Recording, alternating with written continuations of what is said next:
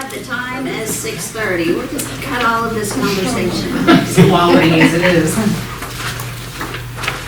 So I will call the work session of the mayor and council for the city of Snellville, Georgia, Monday, August 11th, 2025 to order. We have a quorum, we've got everybody here. So we'll go through the regular meeting first. Tony is going to give the invocation for us tonight. The pledge, I've sent in that video, so Bo's going to do the pledge tonight. On his video But recording. we're all gonna not wanna say it. So I know, we might just have to Play it say twice.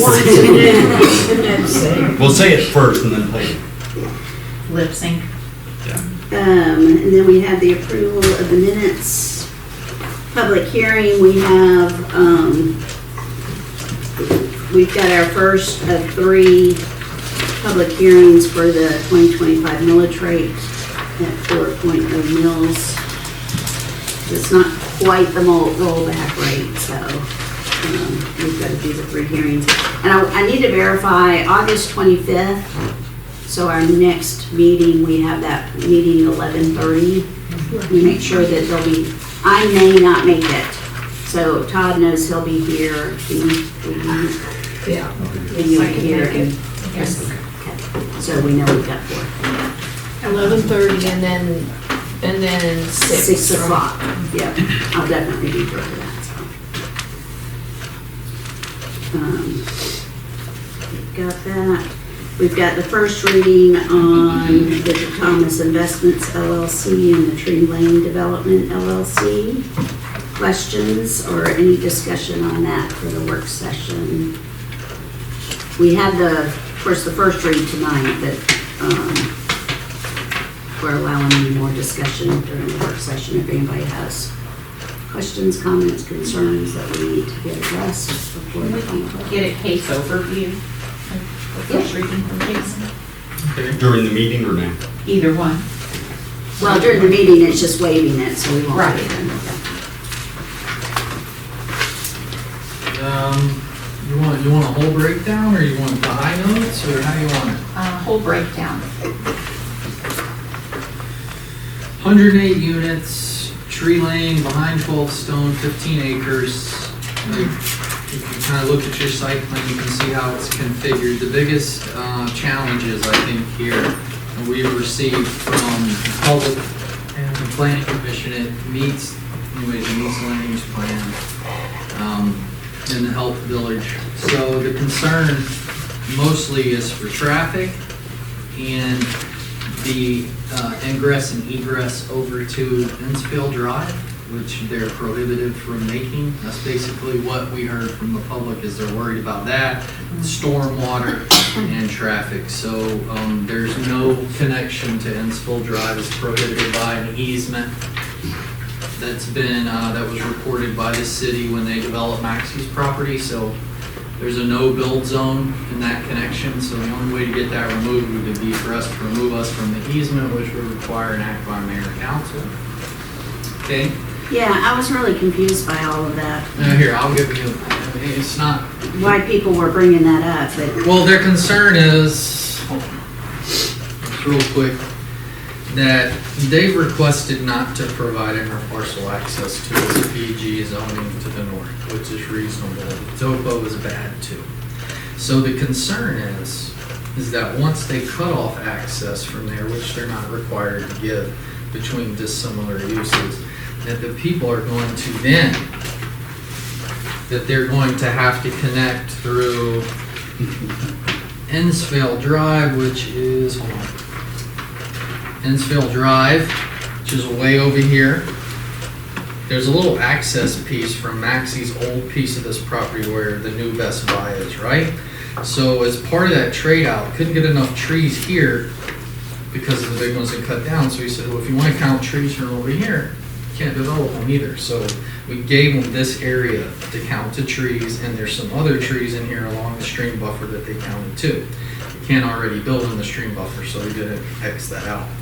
But here, this piece, which includes the access to this property on Snellville and ultimately to that public right-of-way, this is a no-build zone, no disturbance at all. You can only clean the sewer easement out there. You can't take any trees down, you can't bring any bobcats in, nothing. As long as this easement exists, tree conservation easement agreement that we recorded with Maxie, I think, I'm happy because the Tucker filed it. We signed it.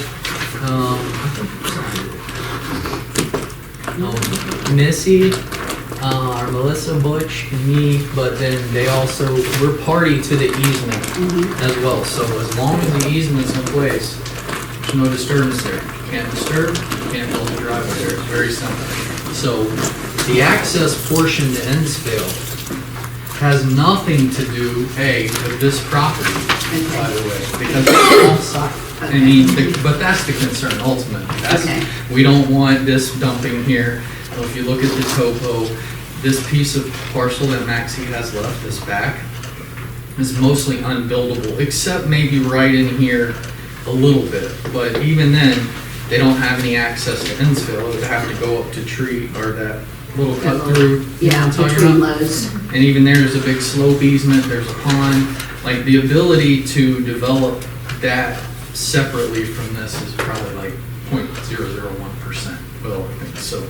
Regardless, the concern is though, because they applied for that or requested the variance to not connect because of the topo, and this owner uses private streets. Nobody would want a business. Nobody wants to go through there to get to whatever might be there. Right. So, which is literally nothing. So that was the big concern. The other concern was the stormwater. It's the same concern. Got to catch the water. It'll typically be better than it was when it started. Most of the time. Right now they've got unencumbered water coming in from everywhere. It hits that low point in Snellville and floods them out. Well, now a lot of this will be taken, put in the ponds and released, so it should improve their situation. The other concern Well, I saw that one email too from the guy who sent his email to the EPD and Gwinnett County, and Gwinnett came back and said, well, the property owners have not maintained their creek. Yeah, he was told that I there didn't see were. that. Oh, you didn't? Or I gave up reading or something. Oh, okay, well, I'll find it and forward it, because I thought you had responded to that one. But in regards to the property owners, what do they mean? Maybe. So apparently that creek runs down and goes into a lake.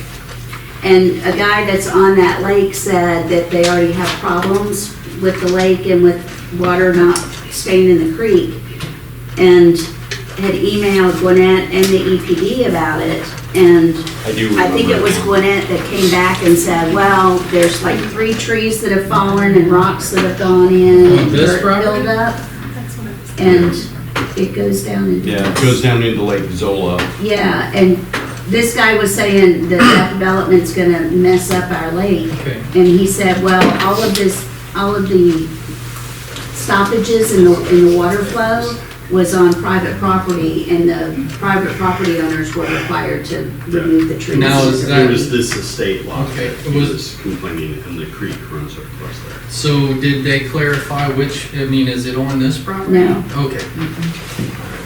Got it. Okay, so it's not. No, but he the was saying that it was actions- gonna cause more trouble because they were Got it. already having trouble. Yeah, And they just the need- engineer said, well, you're having trouble because property owners aren't keeping up their creek. Well, it'll act, regardless of what they do, typically developments clean up a lot of water, especially in a situation like this. It's never gonna go away. I mean, they're at the bottom of a hill in the middle of like a drainage basin. Like, look at this culmination of water in the bottom of a very small ravine, but they'll have to catch all their stuff. You know, it's standard. You just have to understand that they have to satisfy the state code, which is driven by the federal code, which is implemented by the city. We don't even make these laws, we enforce them. They tell us what to do and we do it. You know, and they set the standards, and that's what the stormwater book is for.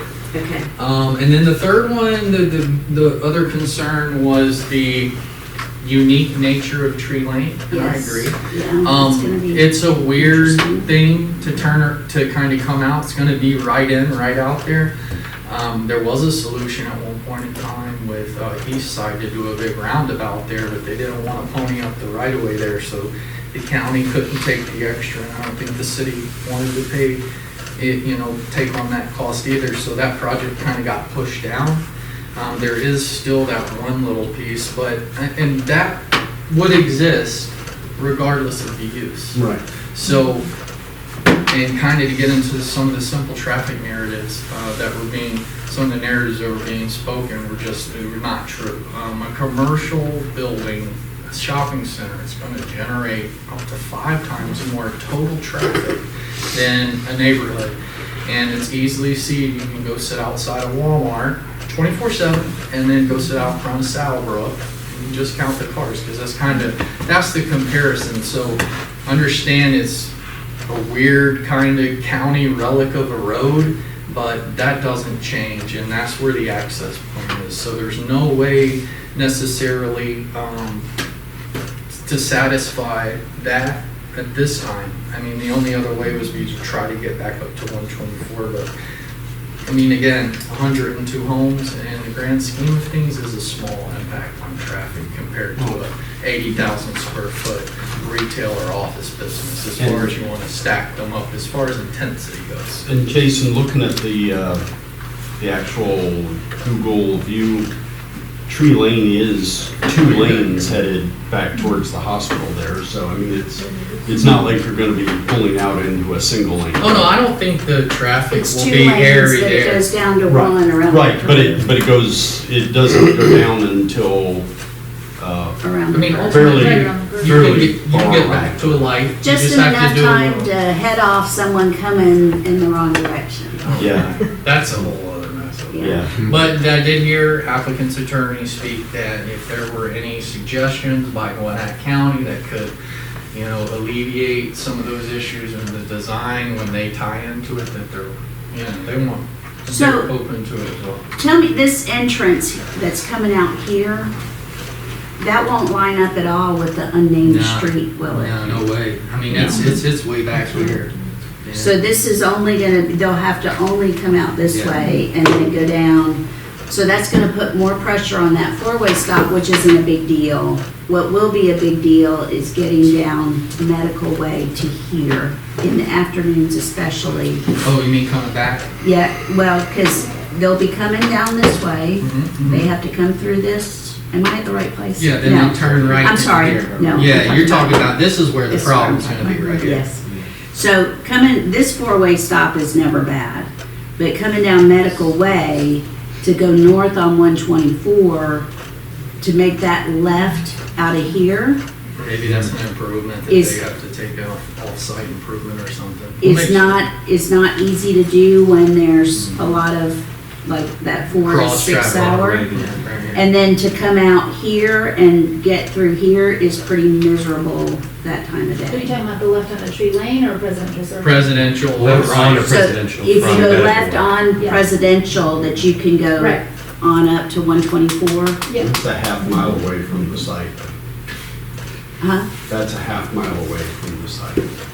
It'll still pinch there, but hopefully maybe the county can do some. What do you mean that it's a half mile away? Oh, from From the the tree line. proposed Oh, to be development. able to Yeah, do yeah. something. Well, yeah. Well, I'm just telling you where our problems are gonna be, So, because and then to come out and just go, try to get out and left onto Ronald Reagan to get down to 124 is miserable. most Like that, of or the from back, 4:30 you can to- cut through there.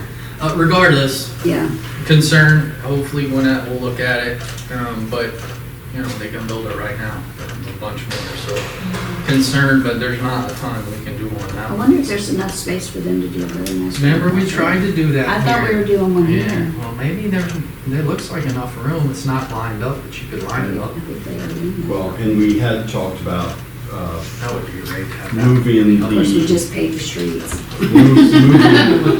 we had No, talked we with the didn't. county about moving the access from Presidential onto Tree Lane, so the red light would be directly there by the hospital rather than having to utilize Medical Way. So we can hopefully get that on the SPOS list for the next go-around because those lights are too close to each other as it They're is. So if we can space that out by moving the light that's currently at Presidential Circle up and realign Tree Lane to tee into Ronald Reagan, and then come off there, have a roundabout right in front of the hospital, and Yeah, that was the other one. it alleviates all of that. Kind of takes the Yes. hospital traffic right out, kind of like Gwinnett has over off of 316 now. They have that direct. Maybe if we Turbo drive. rename it Rowan, they'll throw some money. Yeah. Yeah. I think you actually have to be Rowan. Yeah, you Rowan, might have to, Rowan Tree Lane. might Yeah. have to be Tree located Rowan. near Rowan. Well, you know, they'd certainly take care of it. Outside of that, I mean, that was really the pinch points on that. And nothing insane other than the topo and kind of the building conditions there. Well, I do know on this property, having had conversations with Mr. DeThomas before, and several options have come forward that wound up not being able to function because of Location. the topo over here, the stream, stormwater, it just wasn't gonna work. Tried to get him to get the bill too. He said no. It's not gonna work. Those developers. Try a little harder. Go ahead. The second variance you recommended Oh, this one. denial Yeah, the variances. on the dead-end street. Yeah, we talked about, I think that was the only one we denied, right? Yes. So we noticed, you know, through Yeah. council action over time that you guys don't prefer the hammerheads or the dead ends with the back out. So just out of, you know, they asked for the variance, we don't have to give it if they can put it in and make some kind of turnaround there. We just asked them to look at it again because, you know, it only affects a few homes there on the end, kind of down here, but, you know, they spoke to it a little bit in planning commission. Maybe you can ask again and ask, but that's why we denied it, just because you can put a cul-de-sac in, that's better for everybody. And I think there's some space challenges there, but I'll let them opine on that at the meeting a little bit further. The other variances were just simple stuff to me. The tree lane setback, because that's right away, we reduced the site setback there, even though it will effectively have a 50-foot, basically a 50-foot buffer there off a tree lane. And then, hold on, let me see this one.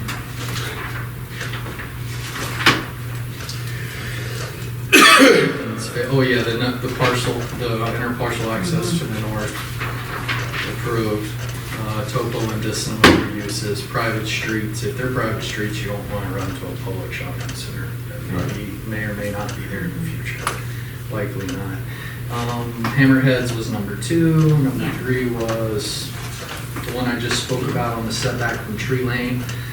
Requires a site setback of 50 feet. We got over, I think it's over 100 there, with the right of way there. Can't ever really develop this piece, so it should remain in place unless they do some kind of road improvement. Front entry, you see there's a few down on the end based on the configuration. We were okay with those few units, given that the rest is in compliance. And I think that's it. The other ones are related to townhomes being typically more than 35% front yard for impervious, because they have, in most cases, they have more just because they're so close. We need to kind of amend that and pull it out specifically from that section. And then the curve radiuses, you know, where they make the hard turns instead of putting 4-way stops. Those curve radiuses, and you like those better than the hammerheads, so that effectively slows them down around the top. But it also, in order to have that kind of curve radius, you have to have a variance, because typically that's where you hit the, you know, you make it and then turn. So it could be a 3-way or whatever. So just for these. We did that with Lenora Church, the bottom. Yeah. It seems that we're gonna work out pretty good. I guess we just gotta see how it plays out on the ground, but it should be good. Yeah, I just worry if this isn't wide enough, cars go around. Yeah, they gotta catch cutting fire. over. Well, I think that's good and in degree that people are gonna be hopefully slowing down. Hopefully slow. And you think that there's not many people gonna go this way, Right. right? In, up, maybe out and down, but in and out, down, there won't be a lot of conflict there. Most of the people are gonna go quickest way, least resistance, which is south. It should be good. And then when it sets up, there's plenty of view there. There'll be a stop sign here, of course. Yeah, we can do little conditions. That's a good thing. And these are, did I see somewhere these are gonna be private streets? All private gated, Okay, so, private and gated. and that'll be deeded on there? Maybe not. Maybe not, maybe not. Huh? Maybe not gated. Well, private and non-gated? Well, it's been proposed as private gated. We'll see what they say on Friday. I mean, 2 Mondays, sorry. But private streets, you guys can, I mean, if you want to make them public streets, you could too. Well, the only thing we would take would be the one, Well, I don't, you don't have to, but So- I mean, there's nothing, it could present as a normal city neighborhood like everything else. Just the gate, if you want a gate, has to be private. Right. And what will the street address be, and will we have to make something? We'll make sure all the sidewalks get done. Every last one. Every inch. While we're talking about this, would you all want Jason to the conditions? Yeah. Well, there's nothing crazy in there, but I think it's good to talk about them. The adult Wow. entertainment. Do it real quick? Do these have sidewalks? Yeah, we actually required, that was part of the conditions, is to make sure that there's one continuous sidewalk that can be accessed by everyone here over to get to the green space area if they so choose. You know, most people will, but these people very rarely will come across. They'll have a nice little spot back there. Yeah. All little development. All right, so number 1 on the conditions is site plan approval, basically. 10% restriction of total rental cap on number 2. Number 3 sort of deals with this buffer on the south corner to make sure it's planted appropriately. It remains undisturbed unless needing to be revegetated. Sidewalk is number 4, where basically, it's messy in the conditions, but that was to make sure that it was appropriately codified, but it will take it all the way down and across. There'll be one master, it won't be on both sides here, there's no, some point, but it'll all connect up here. This one will basically not come down. And then they'll have overages here for these guys, crosswalks, to get over there if they'd like. We added the good old blasting, our newly traditional blasting condition, follow the Georgia Blasting Standards Act, post surveys. We just took that right out of the code to make sure the expectation is set. And then we also require that they get their communication plan reviewed by us for approval that includes more than the state minimum standards. So we found that communication is key when the explosions start happening. Then no adult entertainment and no big signs. And if you chew and marinate on this a little bit, you need to call. And we can talk out some of the other stuff. The Innsfield Drive kind of gets a little sticky. Well, that's gonna change the view out my mom's window. Well, maybe it'll come back to viewers a little bit. No, you're gonna have to recuse yourself. Really? Are they still down there? I don't know, you tell me. I haven't heard any more about it. Okay, I then think we're I good to finally got mystery for understanding that we don't control the beavers. They do what they want.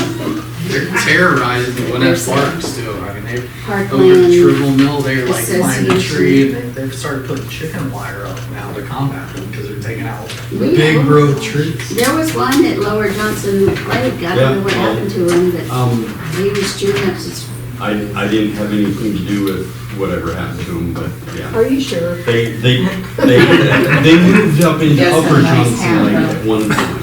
And maybe some of the rednecks did something, I don't know. Crap. I won't say names. No, my dad, No. no. Guarantee, he couldn't catch. All right, so we do have an item under the consent agenda. We have an opioid settlement agreement. It is just one of many that we've had.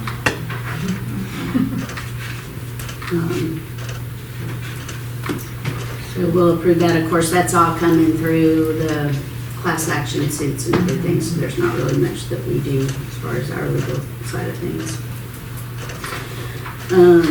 So I'll just need a motion to approve the consent agenda. Then we will have the Community Development Block Grant Subrecipient Agreement. You want to let everybody know what's going on with this? So, each community development block grant project that you do, you have your application process and award process, and the final kind of piece of administrative paperwork that you do is the subrecipient agreement, which is agreement between us and the county that we are following all of the rules and regulations governing CDBG. It's a federal program. It's administered, in this case by Gwinnett. And it allows us to be able to receive reimbursement for our expenses from Gwinnett County when that time comes. What's interesting about this particular subrecipient agreement is these are reprogrammed funds from the federal fiscal year. That's what the FFY stands for, federal fiscal year funds, FY 2024. And so this is kind of part of the administrative part that Gwinnett County does, is they look at previous years, and if there's some money left over, they reprogram them and they give them to folks that need them. So we're going to get about $250,000 as a part of this subrecipient agreement. And then when the county receives FFY 2025 funding from HUD, then we will execute another subrecipient agreement to get that money. So it'll be two. It's the same program, but just two separate years, budget years there, which is really great because we were, kind of told we get about 900,000. That was kind of the number. That was our original award. The original award, and now we get this 250 plus a little more, plus that million that's in the agenda, around $1,072,000. So we're getting like 1.3 million total from the program, which is about 11% of the total budget for the project, which is fantastic. It just means there's a little bit more paperwork that we have to do. So for transparency purposes, we wanted to put that on the agenda. What the county has done now with their CDBG program is everything is done online. So we won't execute that document tonight. It's really just approval of the document, and then we'll communicate that tomorrow to the county that approved it, and they will send a DocuSign link to Barbara and to Melissa to execute. Actually, they have you on this one. So, To me, then it is. so the motion should actually be to approve and then for authorize the mayor and city manager to sign.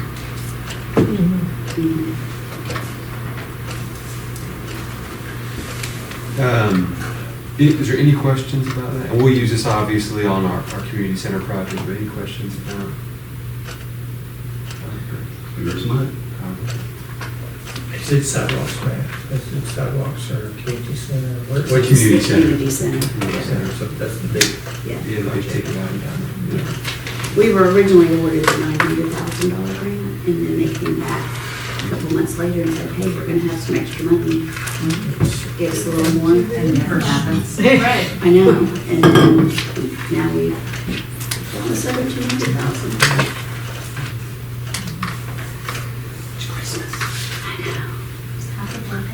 All right, so that's all for the regular business meeting. Any correspondence? Any city attorney's report? So we'll move to discussion items, updates for the Snellville Commission. Councilmember Linsky. I gave everybody a handout 2 pages. There's some changes that we would like to make in our enabling resolution that Tony originally wrote for us back in 2016. We have amended that resolution twice, once in 2018 because of the procedures in which we were using for financial decisions. We had a provision in there, in the original resolution, that if we were spending more than $250, that we were required to come before mayor and council. And that was changed to be approved by the advisory board, as long as the money was coming from within our existing budget.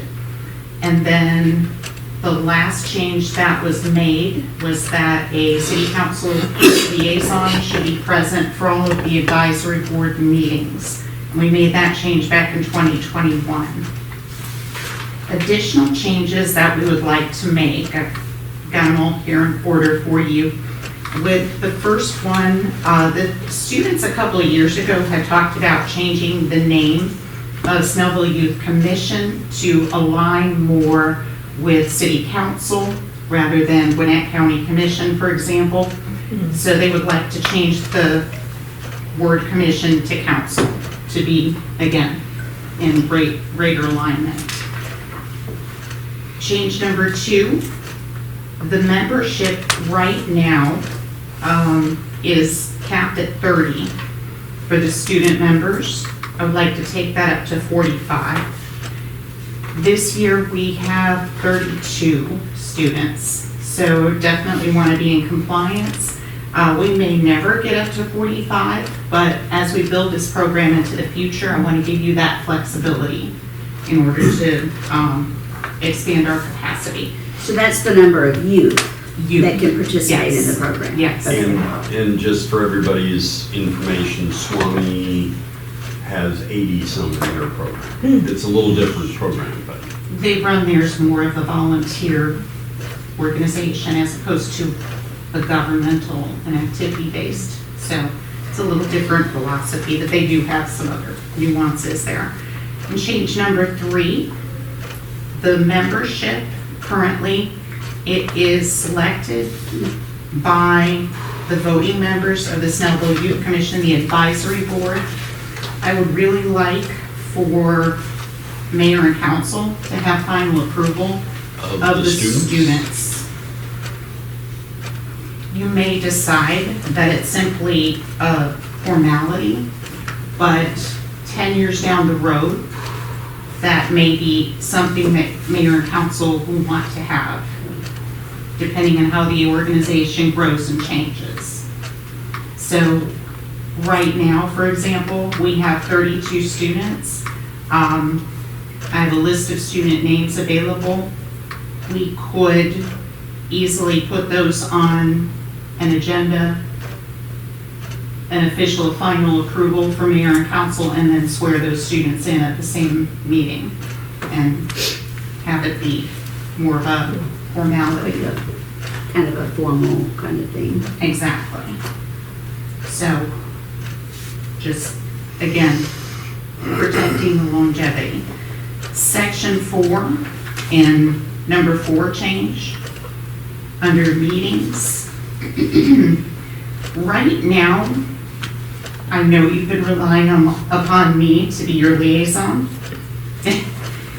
but should there be a time when you don't have a council member that wants to be a liaison to youth commission, we need to make sure that the mayor has power to appoint a council member that should serve in this capacity. So I wanted to add the words, basically appointed by mayor.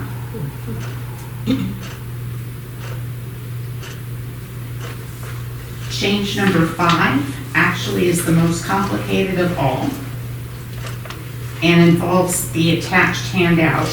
What I'd like to do, because we have not really had a fully functioning adult advisory board to the extent that I had first envisioned, and sometimes operates, sometimes not. I would like to repeal any language that we had in the enabling resolution about an existing, well, it doesn't say existing in the resolution, but the advisory board that currently sort of exists, but does not function the way that we want. And create a new organization that is called Snellville Youth Council Commission. And that will be the adult advisory board. That is in line with our other boards, commissions, and authorities that we have in the city. Because first, the advisory board that we have has never been codified. We don't have any specifics on what it looks like, other than what Christie thinks. And that's not something that can be sustained. So we want to make sure that we really put in writing what this looks like and how they function. So I've done that, or I've made an attempt to do that. I need some feedback on that as we go through this. On your second page, 6 members will include your city council liaison as appointed by mayor, and I chose 6 again specifically to align with our city council and all the other boards. I did get some pushback from my adult advisors. They felt as though that needed to be more flexible. 6 members was a little too confining, they felt. However, I would like for that to be the number, again, for consistency purposes. And also, it's really very difficult to run a program and to plan a curriculum for students when you're not sure who's supposed to be where. And that's the adults, not the students. The students are actually doing quite well. It's the adults that are having some issues. So, anyway, going back to the 6 members, so you have your council liaison, you have your youth student mayor or their designee. So 1 student representative, your city staff, and right now that's Esther, our youth council administrator, director, plus 3 additional members who have to go through mayor and council confirmation. And those members will have to go through the application process. And actually was speaking with Matt and Jay about this a couple days ago, that we really would like anyone who is working with our students to have had a background check. We feel like that's an important piece that we have really overlooked over the years, largely because most of the people that I've had working as adult advisors are also Gwinnett County teachers, so we know that they have those credentials, but we are starting to get to a point where our program is growing and we're drawing in individuals from the business community and from other areas that we really do need to have that background check in place and on file with the city. So just kind of going down here, terms, 2-year terms, that's again consistent with our boards and commissions. Everything else is fairly consistent with our existing authorities. The chairperson of the Youth Council Commission shall be the city council member liaison or their designee. Got provisions for vice chair as well as secretary. Open records, right now we don't have a specific procedure by which we keep track of all of the agendas and the minutes and who the individual is that's responsible for those tasks to get that information to Melissa for open records laws. So I want to make sure that's codified in here. The back page mostly deals with the individual powers and duties of the commission. These are all things that have been occurring over the years, but we frankly just haven't written down. And things like, for example, receive support and assistance, assist in student recruitment application review, the methods by which we use to select the students. So some details there, but that is what I am proposing. You know, there's one other area. If you check out the back page of page 2, you'll see this big blank under powers and duties number 2. Authorize all expenditures of budgeted monies as determined by Youth Council Commission majority vote. Any aggregate amounts of blank to one vendor must be first approved by mayor and city council. Is there any amount that you would like for youth council to come back before mayor and council before they decide to go through and make that expenditure? Because keep in mind, you know, we did have that as $250. We took it out. Our budget for our activities is $15,000. Our Unity Day line item is $5,000. So we might be authorizing a $2,000 expenditure for an entertainment piece of Unity Day. Would that be something that you want feedback or input into? Or is there any dollar amount that you are uncomfortable with?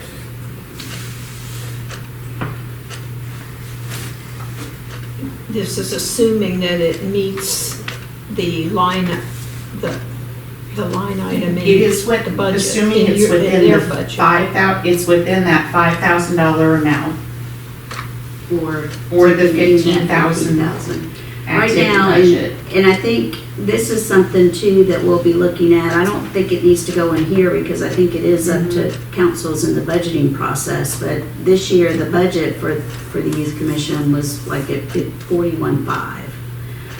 My feeling is this needs to cap out at 40,000 from here on out. You know, it started out with like $5,000 for expenses, then it went to 10. I think it was at 10 for a year or two, and then all of a sudden now we're at 40. And that's paying, it went up a lot, I know, because we just needed to be able to pay that director, you know, to have that person committed to doing something. But I think we need to be really cognizant of that from year to year, but I wouldn't want to specify that amount in here because it really is up to the council for. I would think it appropriate that and it can't match our fiscal year because of the way youth commission works, but youth commission board should submit a budget for approval to city manager for mayor and council approval. As the same along Well- that you would expect from other departments? Right. It's good for the students to learn how to budget. Yeah, No? yes. So what I would say that, No. as far as just approval from the council, you know, I mean, you approve the budget, I think that's the approval you make. I don't know, and I get where you're going, Christie, but I think that what makes the most sense to me is part of the budget process, we're talking about what you're comfortable with. I mean, to have the youth commission come back for every $1,000 they spend, I mean, city staff doesn't even do that. I mean, Right. you know, that, if you want to change what the youth commission is spending, then you just look at the budget and amend the budget however you want to amend it. Okay. And they work within those confines. I mean, that would be the suggestion I would make. We don't have anyone come to you to approve a line item. I mean, all that is part of the budgeting process that we have, and to have the youth commission operate outside of that, I don't really know how much that would benefit. Especially if you have a staff member and a council member on, Yeah. on your leadership board. That's Yeah, the they're deal. kind I mean, you Yeah, really yeah. have to treat Esther as a department head at that point, if she's gonna be in that position to spend that Well, money. I Which wouldn't is say- Well, essentially but what it we've would- been doing. But it would be the Yeah. youth council. Well, it I'd would say be, a program director, not a department head. Right. Okay. Yeah, program director, yeah, definitely not a department. And it can come, I mean, I can leave it just the way that it's phrased in the sense of the expenditures, just need to be determined by the youth council commission majority vote, and then just cut out. Within the confines of the city council provided budget. Perfect. Yeah, I think, from what I understand from Ms. Christie, the youth council commission is really providing the guidance to Esther on what she can spend, and she's just That actually is going what out there they're and supposed to do. yeah, go out there But- and do it. So I don't know if it necessitates any kind of change in view of her role. I mean, she's really acting on behalf of the commission to be the person to Well, go. but put the way order in this or board whatever. is set up, that individual, Esther currently, is a part voting of member. the six. So my concern is we go from having currently an indeterminate amount, but certainly more than 3 advisory board members to having everything run by the staff member, which is Esther, council member, and a student, and then you have 3 other individuals. Well, then maybe what you do is That's what it to is. take Esther off, the director off as And a make, voting just have her as commission a number. secretary, Right. secretarial role, and go with the 4 advisors. Plus, Well, you would still Council. you would do 6 advisors, Right. but she's more in the role of, she answers to that board. So all of her stuff has to be approved by that board, Right. and she's not part of the vote okay. on that. And as far as, pardon? Yeah, I mean, I think that's what you more see traditionally in a lot of Yeah. cities is that, the admin Okay. person associated with it is not a board member, and it just kind of does the administrative work under the direction of the board, Right. whatever that is. So Esther essentially would be protected, so she would need to get bids, get two bids or 3 bids, and bring those all to the commission to say, yes, we're good with you authorizing that. And then the city council is saying, this is the budget you have. You can spend all 15,000 of it in 1 month if you want, but that's Right. what you got. But that's it. And then the rest of it is out, and that's where you think you step in, Right. there to kind of say, look, this is the number. Oversight. And then let this board kind of determine by month, Okay. how is that $15,000 being spent, there. And then Esther's actually taking that direction and making the purchases, Gotcha. there. I like that revision, yeah. Simpler. And again, I got some pushback from the existing adults that I work with on limiting that number to 6, but seeing the reasoning that we have, I think that's exactly what we want to do. Can I ask a question about that? Mm-hmm. Are you gonna limit those 6 to only 1 council member? Yes. Then You it want should be- more?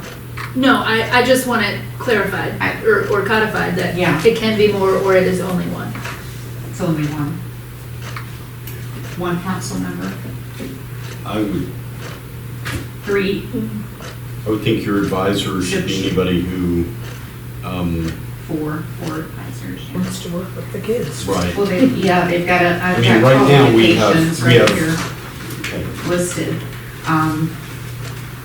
If they need to have a city board application, pass a background exam, interest in betterment. So the way it's written now, you could potentially have those 4 members be filled out by other members of council, but that's not what you would hope for. But there's no prohibition to having other. Correct. And that's my question. Are you limiting it to only 1 council member can be a leader? Or then it needs to be Then that needs. phrased as Yeah. only cover, whatever the official language is, that Yeah. only I one mean, I can don't do it. think any of us really want to get into that much micromanagement. I mean, that's, Well, it There- might not there- be this that. council It is could not be an a issue, but future one. later on. It could be a future one. Yeah. Could be Right. very much. There an could issue. be, members wanna- there could be another teacher on the council Right. someday, Mhm. and maybe they would both multiple, want yeah. to be Yeah. involved. And Right. And they can be involved, Okay. but they don't. Yes. That just needs to be clarified. Yeah. Only one can be on board. Okay, this is good, because I'm not thinking of beyond me. It's hard to think sometimes beyond It's me. hard to think If that- we can, just with time, we've got the update on projects. Can we wrap this one? That's it, actually, that's it. Good work, Christie. So, thanks. And then I'll be in touch with our city attorney to redo, unless anyone else has anything else they want to add. Can I just have one, really just a question, I don't need to take too much time. My update will not take that long, so I can add. So one of the things that, Christie, we've talked about is you've got the advisory, the advisory board, but you also have a lot of volunteers that come. Yes. How do we need to contemplate how those folks are being used? Is that more of a policy you want to, it's not codified, but. I would think they need to have background checks in order Well, to be a volunteer. Yeah, I Right. think there might need to be a volunteer management side of things that Okay. is not contemplated. Maybe in this, it's codified. I don't have a lot of experience with that, to be honest with you. Most of the folks that are volunteers are part of the board commission, and so Okay. this one's a little more fluid. Because Okay. you don't want to just have 6 volunteers for the whole thing all the time. Right. Right, especially if you're doing, VD Day and other kind of events. And I don't know how that, Okay. how So that I need to kinda- really include a volunteer piece to that and make sure I've got their duties and responsibilities spelled out. Honestly, I'm not providing you great leadership. I'm throwing something out without any kind of idea how to accomplish it. I don't really know what I'm saying. I don't know what form that takes. I think but maybe there's, it probably needs to be discussed somehow. We'll talk through that. Yeah, Yeah, to because kind I of think think that about that. the important part is if you've got volunteers signed up to work with the kids that aren't really part of the board, Mhm. which would be great, but you also want to make sure those people Or vetted too. Are onboarded correctly. Are great and necessary. I think there's some of the things we're trying to do. I don't know. And I don't know that you want to delineate necessarily duties and responsibilities other than, maintaining appropriateness and, that kind of thing. Because if they're volunteers, you're not like spelling out, you're gonna do this many hours. a No, month or but- something like that. There's evidently some issues she doesn't want to say that It's- she needs to address. And I don't need It's to been open a that. I just- challenging couple of weeks, but I will work through that. Yeah. I don't need to add more to you. I just a No, thought on that. it needs to be thought of. And we could check with Parks and Recreation, they may have a framework that we can Yes. adopt that is appropriate for this board, but based on They how do. we've operated.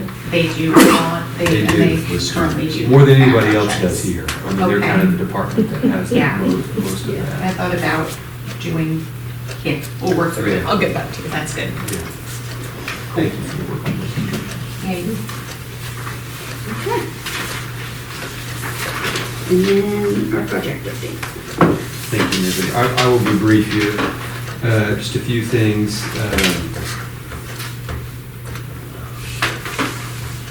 I'm just going to go ahead and say. No updates? No, well, I mean, cricket camp starting October. Sometimes I say, Matt, should I even give dates and No, timelines not on anymore. things? I'm not. But it's just, cricket camp starting October. Dumpling matches what DM stands for. Oh, yeah, I was wondering They're what planned that to was. open within a month, from what I've been told from Midcast. Taqueria got some pictures today. Their interior's looking really good, and they're moving. Yeah. So Parkside is really the one that's kind of being the problem child now, but which is interesting. Got one kid under control, the other one's acting out. So, That never happens. Never. But one of the things that Parkside was talking about was just getting some drywall shipment and things. Now they've gotten that, so I don't know, but They are so good, it's worth fighting for them. they are good. They are good. So we're all We need to anxious call their about getting them drywall open. people. and, We get them need that going. ordered. So, and then just staff. I'm glad Jan is here, and Mercy and Brian. Between those three, they're doing a great job on all of our growth policies and things, and we have some follow-up meetings on the event policy side of what we kind of talked about. We last week we had kind of a coordination meeting between STAT and downtown development staff. on making sure that we're, really looking to benefit from each other on events, on plans and programming and things. And one of the things that we mentioned was this special event policy that could be replicable. I can never say it. We could replicate at the town green, at the park, and there certainly was some relief from a certain member of staff that there could be a framework that would be in place that we could all agree on and follow. That takes some of the pressure off of them. So that's being worked on. Working with the graphic designer for the entertainment district branding is going well. We gave some more comments, and we're getting to a point where we're ready to show you guys what we've got for that. And that really is just the entertainment district branding. It's not going to replace the existing branding of the Grove. It's really just to delineate how far you can take your alcohol. I mean, that's really what we're using for this point. It's not the only thing, but it is the primary thing we're using for it. And then third Thursday at the Grove is on the 21st at 6:30. There'll be an outdoor concert there at the pavilion. Nick and the Knacks will be there jamming out. So if the weather is good, it has been kind of spotty lately. Unfortunately, we canceled our Minecraft. We rescheduled the Minecraft movie based on weather.com, and they couldn't have been more wrong. It didn't rain at all, which we were bummed about. But that just comes with the territory. We wanted to go to the safe and sorry. There were lightning bolts in the little icon, and when we see lightning bolts, it's not worth it. So that's moving forward. Not much to report on anything related to the city business cleanup. Put on development zoning guidelines. Staff is still working on the stormwater guidelines that we've been discussing. Package sales implementation. So Tony and Jay are working the plan that was discussed at the last executive session. And we'll provide those updates to you as we get them. The one thing I will just say on that is what we outlined is taking time. It's going to take some time to get that in place. So please, bear with us. They're working as hard as they can to get that stuff. We've waited a long time already. We have. And it has to be a little more patient, a little bit longer for us, please, and we'll kind of get that going so we can get that all behind us. Briscoe Park, so just the utility. We've got a lot of rain lately. I think last weekend, between like Thursday to Monday, it was like 8 inches in those 4 days. And without a slab, that is really, that puts you behind on getting that stuff, because it may look dry, but when you start moving water, you start moving dirt around to and then you start seeing how much is really there. So there's some of that we're battling down there. Utility relocations, obviously, we're working through some of that. Some of it needs to be engineered properly, but we're moving. And then North and Wisteria, so we're close to getting the sewer contractor out there. I